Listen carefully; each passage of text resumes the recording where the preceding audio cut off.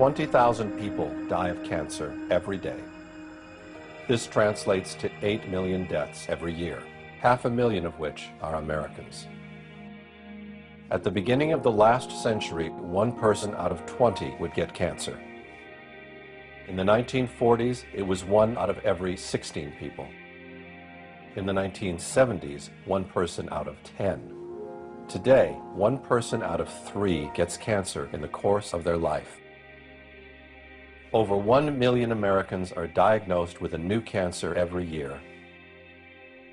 All these people suddenly plunge into a dark tunnel that will dramatically change their life for many years to come.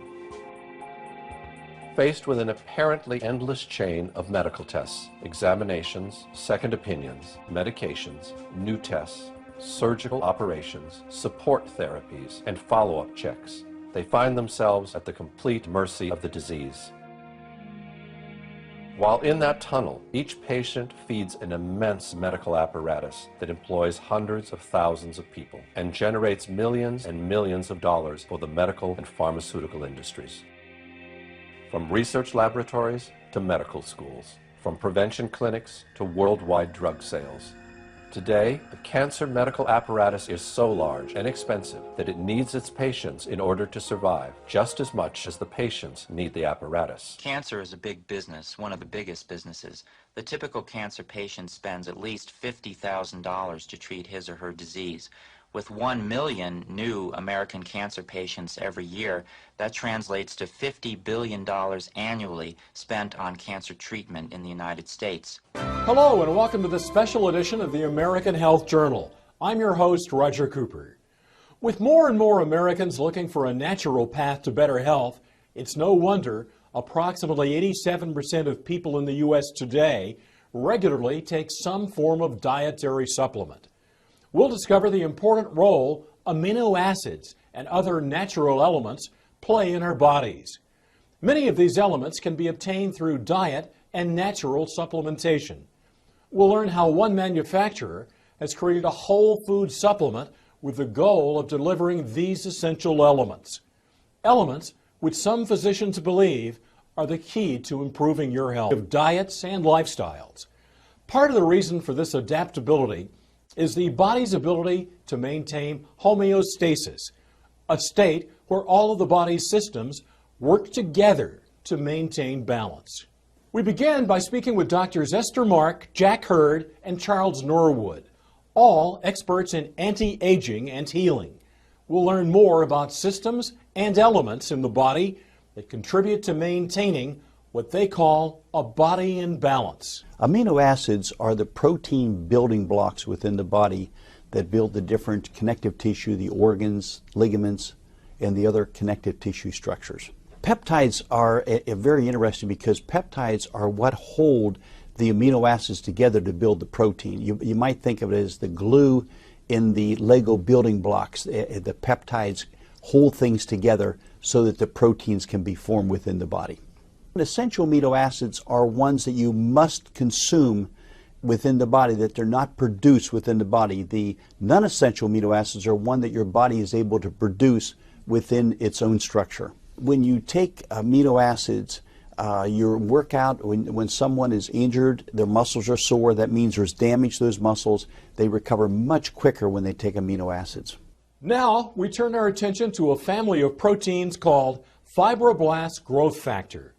This important protein factor has anti-aging and healing specialists taking notice for its role in improved health. We spoke with clinical nutritionist Dr. Stephen Petrosino. He believes FGF may hold the key to unlocking healing for a range of symptoms, from joint pain and poor quality hair, skin, and nails, to poor sleep, low energy, low libido, and even depression.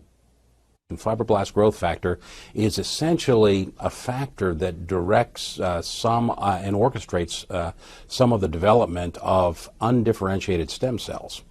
And stem cells are what are called pluripotent cells. They essentially can become anything. A stem cell doesn't know if it's going to become part of the liver or part of the eye or part of the muscle in your arm. But at one point, there are directions that are given to that undifferentiated stem cell, and that stem cell then differentiates into that particular organ or tissue. And so fibroblast growth factor, or FGF, plays a role in the direction of those undifferentiated stem cells into becoming what they ultimately will become. One of the reasons we believe that fibroblast growth factor is beneficial in areas of damage is that when fibroblast growth factor can direct the development of stem cells to repair tissue, that helps with a repair of damage that occurs perhaps in the brain, in the heart, or other parts of body tissues.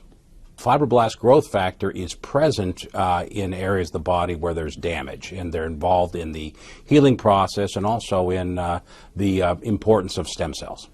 Research on FGF began over 80 years ago when it was discovered to exist in a surprisingly common whole food source.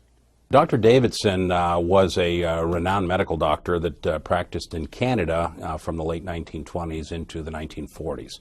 And his research was done primarily with fertilized eggs. And he actually found a process by which an extract of the white of a fertilized hen's egg was freeze-dried, and he used that extract to treat patients with cancer and was finding remarkable success. About 50 years later, other researchers in Norway found by serendipity this research and added to it, and the end result is the product we know as laminine. Study showed that fibroblast growth factor concentrates in areas of the body that are have undergone damage. That study looked at areas of the brain and found that where there was damage, like a stroke, fibroblast growth factor would concentrate in the area of the damage to assist in the repair.